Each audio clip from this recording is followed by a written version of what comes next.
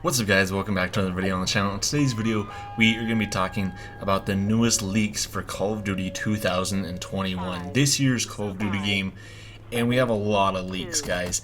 There's been a bunch of stuff that has come out over the last couple of days, so I wanted to compile it all and make a video and share it with you guys. So we're going to be kind of taking a look at this just in order of when this information came out. So some of this information is kind of going to bounce around a little bit, but we're going to just kind of start from the beginning with the first leaks that we got. So some of the first leaks that we got came from Modern Warzone and from Okami.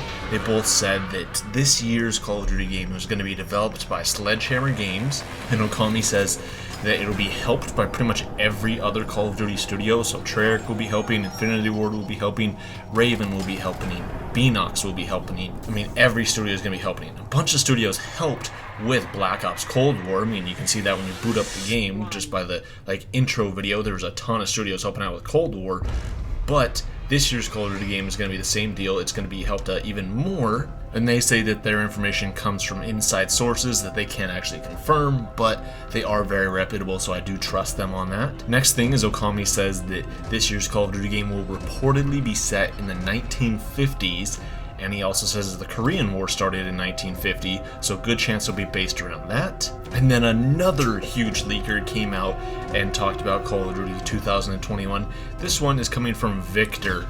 Now Victor, he leaked so much stuff about Modern Warfare, and he also leaked a bunch of stuff about Black Ops Cold War, and he's been spot on the entire time. So he finally came back. You know, he took kind of a break for a while of leaking Call of Duty stuff, came back, and he just posted a picture of Call of Duty World War II, and then he just included an emoji hammer. So Sledgehammer basically is what he's trying to get there. So Sledgehammer Games is making this year's Call of Duty game, but he included the picture of World War II.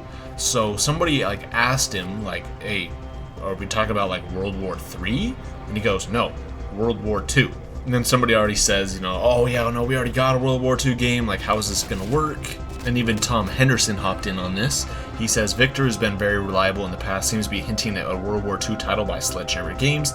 This conflicts reports from other leakers saying 1950s, but regardless, it looks like we're getting another title set in the past. So I don't think those two are necessarily mutually exclusive. I think it's still possible for you to have a game set around World War II, with the late 30s, early 40s, but also, jump into the 50s as well. I mean, Call of Duty games can definitely span many years. Heck, we even had Black Ops 2 that spanned in the future and also in the past. It spanned 4 or 5 decades. So it's definitely possible.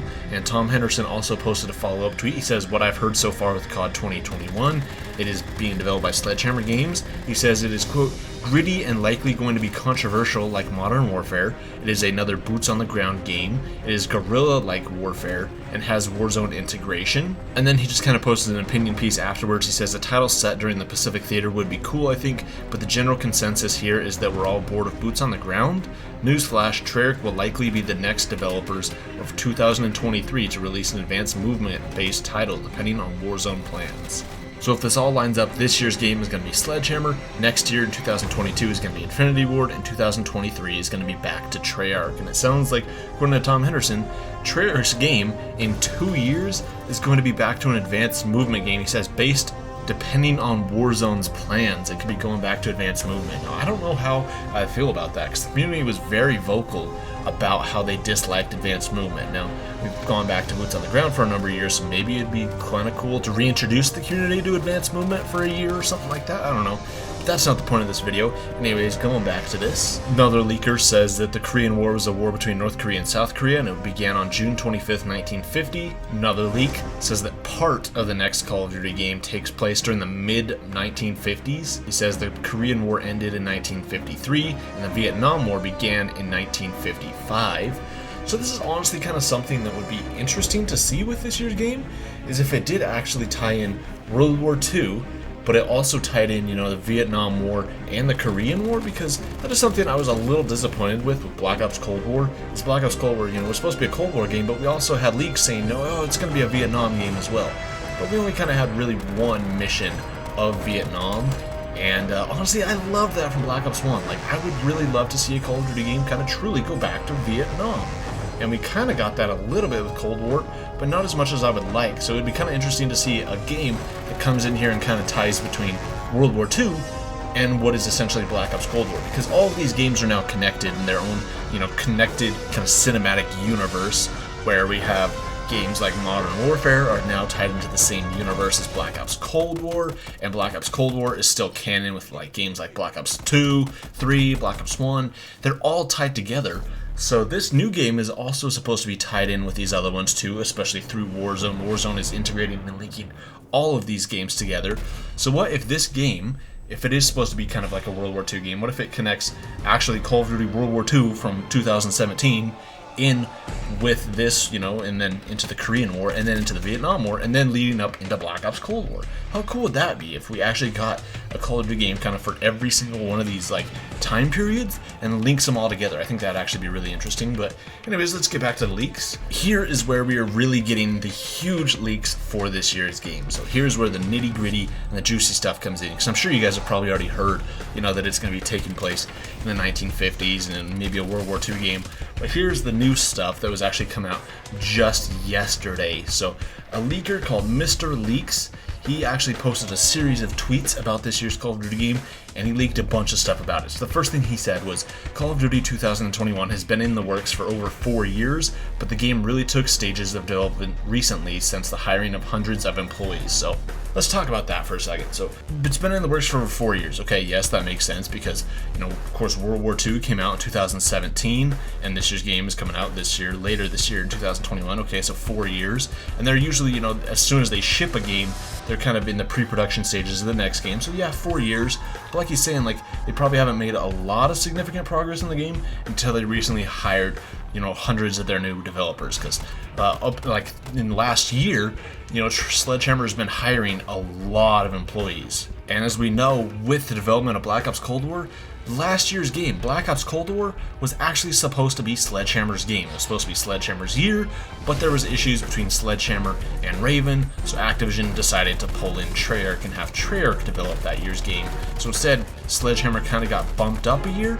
But from what we heard about Cold War, was that Cold War was kind of like taking Sledgehammer's campaign and Raven's campaign and was essentially, just kind of implementing it into their own game. But it is kind of public knowledge, though, that Sledgehammer Games has been hiring hundreds of new developers. They've even posted videos on their YouTube channel of them, requesting people to apply to work at Sledgehammer Games, so that's not really anything new there. This leaker also confirms that it'll be made by Sledgehammer Games. He says that Call of Duty 2021 will, quote, probably be the most technologically advanced Call of Duty game ever. Now, is that really much of a shock? Maybe not. I mean, I'm sure he, obviously means that more than kind of how it comes off as, because obviously whatever the newest game that comes out is always the most technologically advanced. That's kind of obvious. But what I hope he means by this is that it really takes advantage of the PlayStation 5, the Xbox Series X, and PC, with the new graphics cards, new CPUs, that it really pushes the boundaries of what Call of Duty can do.